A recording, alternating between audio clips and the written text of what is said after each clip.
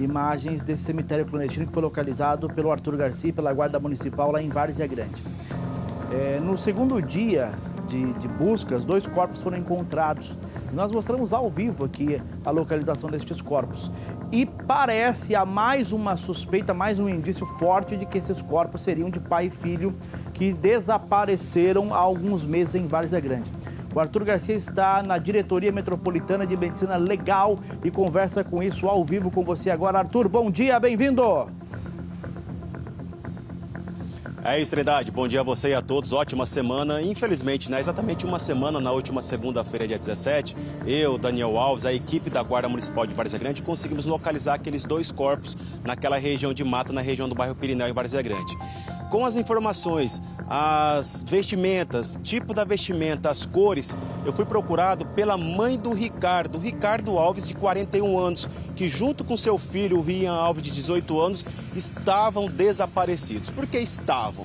Segundo essa mãe, ela me procurou para agradecer o trabalho que fizemos. Segundo ela, estava acompanhando já há algum tempo o trabalho nosso em localização dos maranhenses e ela tinha uma expectativa.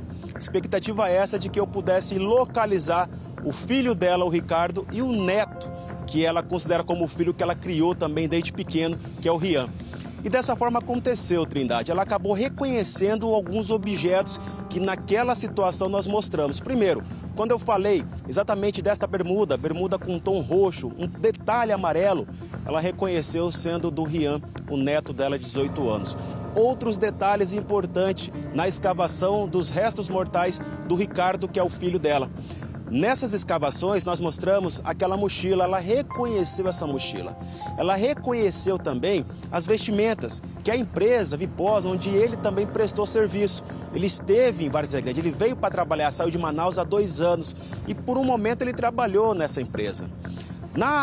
No momento também, na segunda-feira, no local quando encontramos, eu acabei dizendo, olha, eu ouvi ali o Dr. Nilson, o delegado da DHPP, dizendo que localizou uma sacola de um mercado, que naquela embalagem estava escrito Atacadão da Carne ou algo assim, Baratão da Carne. Eu pesquisei e localizei esta empresa em Manaus e ela acabou me confidenciando que quando o neto dela iria viajar para Várzea Grande, ela foi junto com ele exatamente neste Baratão da Carne para comprar, porque além de açougue, lá também é um supermercado. E ali ela comprou para ele alguns biscoitos, alguns alimentos e colocou nessa sacola para que ele pudesse viajar. Ou seja, são esses indícios que ela acabou identificando nessa reportagem, que ela acredita ser exatamente o filho dela, que é o Ricardo Alves, de 41 anos, e o seu neto, que é o Rian, de 18 anos, que desapareceram. O Rian, para lembrar o caso, ele vai para Várzea Grande exatamente no dia 27 de novembro do ano passado.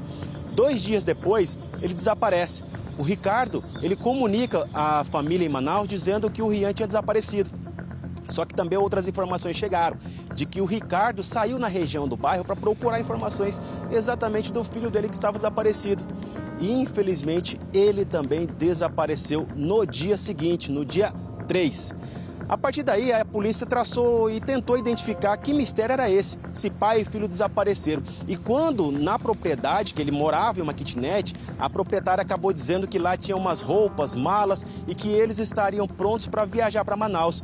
Isso, a mãe do Ricardo, ela desconversou, falou, olha, não existiu essa possibilidade, até porque se eles fossem para Manaus, não teria motivo do Rian sair de Manaus e ir para Várzea Grande. Então isso não era provável, não tinha essa informação, apenas a informação é de que o Rian foi para Várzea Grande para passar o final de ano com o pai dele. E essa mãe acabou gravando um vídeo para mim, Trindade, falando exatamente do que ela observou, do que ela acompanhou e na sequência vamos atualizar mais detalhes. Vamos acompanhar esse vídeo que a mãe do Ricardo e a avó do Rian fez para nossa audiência. Vamos acompanhar. Eu sou a mãe do Ricardo e a avó do Rian, e mãe, né, que era eu que criava ele. E sim, o Ricardo morou aqui. Ele viajou para lá há 2 anos, foi trabalhar. Primeiro ele ficou naquela cidade, Lucas do Rio Verde, né? Depois, há 6 meses, parece-me que ele estava lá nessa Várzea Grande. Quanto à identificação do Ricardo, não tem nem como ter dúvidas, porque a roupa dos últimos serviços dele, né, que ele estava vestido, inclusive quando eu estive aí eu trouxe uma das calças, né, que ainda tinha lá uma calça, e a mulher tinha dado para alguém as camisas, mas ela, dado ou guardado, não sei se que ela identificou, né? E ela viu como é que ele saía, como é que ele vestia, né, para trabalhar.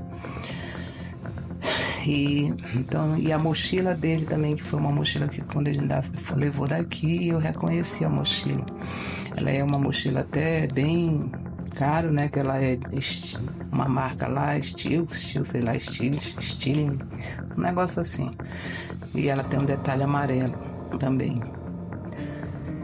E do Rian tem uma bermuda que foi falado que foi encontrada, né? Que ela é roxa, apesar de só por dentro, assim, uma partezinha que eu vi, que dá pra ver que ela é roxa devido a já tá muito desbotada, né? E ele realmente tinha essa bermuda e levou essa bermuda. E não estava lá no meio das roupas dele quando eu estive aí. E a camiseta eu não cheguei a ver. Então tudo leva a crer que realmente, né, são eles, os restos mortais deles dois. Não tem nem, né? Só que eles falaram que realmente tem que fazer o DNA, né, para poder constatar se realmente são deles, né, e tal. Mas eu não tenho nem dúvidas. Por tudo, pelo que foi encontrado, a sacola do supermercado daqui, que inclusive o Rian tinha levado com biscoitos dentro, né? Do Baratão da Carne, que é um supermercado daqui, açougue, supermercado, né? Então não tem nem dúvidas. Essa senhora, Trindade, esteve aqui em Cuiabá para acompanhar esse processo de investigação. Ela até fez ali a distribuição de coleta de material genético para uma possível identificação de DNA. Só que ela passa por uma dificuldade. Ela teve informações da equipe da perícia da Politec de que seria possível essa realização desse exame com a arcada dentária, tanto do Ricardo como do Rian. Só que existe uma dificuldade porque ela não consegue nenhum exame deles. Segundo ela, eles não fizeram nenhum tratamento odontológico nos últimos anos e por este motivo está impossibilidade de enviar qualquer informação aqui para a Diretoria Metropolitana de Medicina Legal para que eles possam fazer esse confronto de DNA e fazer a liberação dos restos mortais que estão exatamente aqui dentro.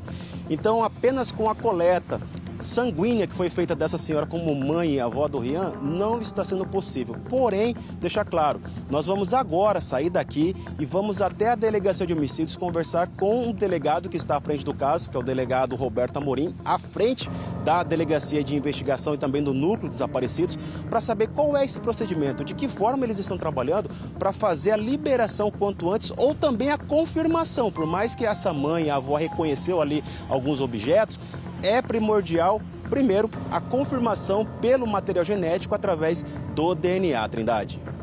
Arthur, muito obrigado pelas informações, pelo seu trabalho diante desse caso complexo. O Arthur que tem mantido contato com as famílias, mesmo em outros estados, e todos os indícios apontam para a identificação como pai e filho. A gente aguarda a posição oficial da perícia técnica diante de tantas dificuldades como o Arthur ali comentou, como a família vem comentando, mas todos os indícios levam a crer que sejam de fato os corpos de pai e filho enterrados neste cemitério clandestino em Várzea Grande. 11h41, eu volto com imagens do cemitério clandestino em Várzea Grande. Neste local, 4 corpos foram localizados há cerca de 2 semanas. A previsão é que outros corpos tenham sido enterrados neste local a mando de uma facção criminosa. O local também funcionaria como um tribunal paralelo do crime organizado. Vem para cá, 11h41. Trindade, por que você está repercutindo essas imagens mais uma vez? Na abertura do Comunidade de hoje, o Arthur trouxe o vídeo de uma mulher que é mãe de um rapaz que morava aqui em Várzea Grande e que está desaparecido. Ela reconheceu as roupas do filho e do neto, que morava com ela em Manaus e que veio para Várzea Grande. Os dois desapareceram.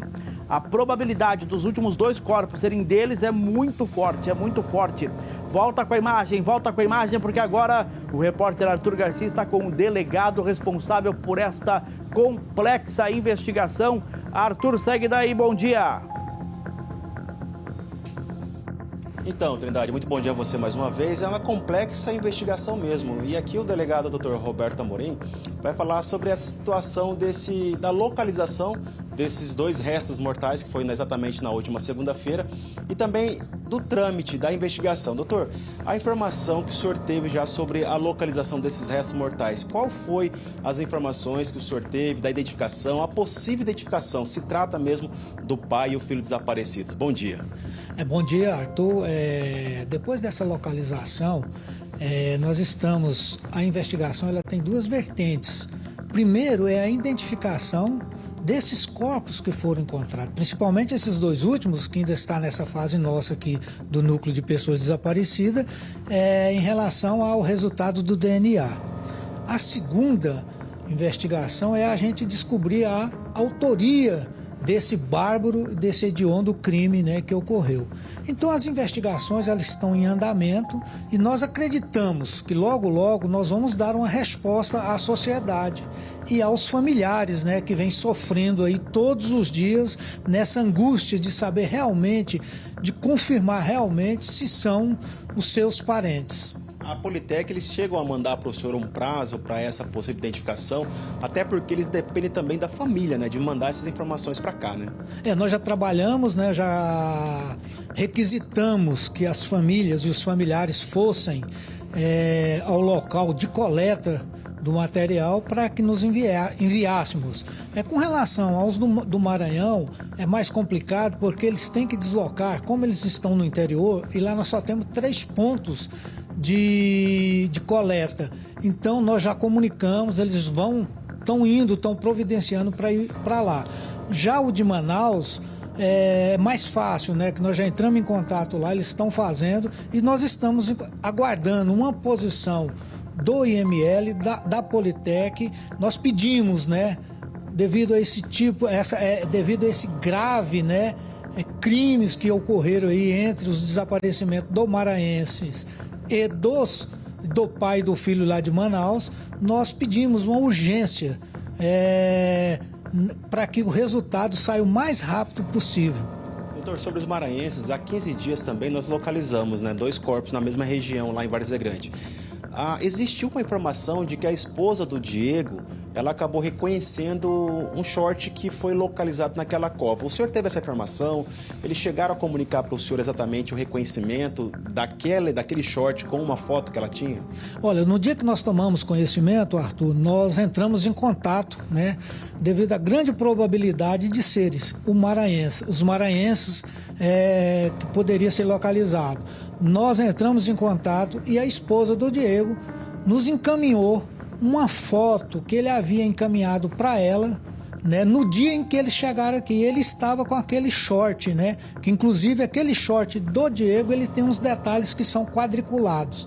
E ela confirmou com toda certeza que aquele short era dele. Mas nós temos que ter a cautela, você está entendendo, necessária para que a gente possa fazer essa coleta do DNA para realmente confirmar se é ele ou não, né? Nós ainda não podemos dar essa certeza absoluta, mas a princípio, né, a gente acredita que possa ser o Diego que foi identificado ali naquela cova. Doutor, muito obrigado aí por o senhor participar conosco. Sempre solícito aqui, Trindade. Mais de 40 anos de experiência junto à Polícia Judiciária Civil. A você, Trindade, se quiser fazer alguma pergunta aqui ao delegado, eu repasso a ele. A nossa audiência referente a toda a situação que a gente está tratando nesses últimos dias, se tiver informações, queira repassar para a polícia sem identificação, o telefone é 197. Eu volto com você, Trindade. Muito obrigado, Arthur. Agradeço a gentileza do delegado, entrevista esclarecedora, e agradeço essa paciência com a nossa audiência para explicar esse caso que é muito complexo. Obrigado, Arthur. Muito obrigado, doutor. Pode voltar com as imagens para a gente tela cheia. Essas imagens mesmo, mantê-las aí, desse cemitério clandestino que foi localizado lá em Várzea Grande. E 4 corpos já foram localizados e a suspeita é que muitos outros possam estar enterrados nessa área de mata próxima ao Costa Verde.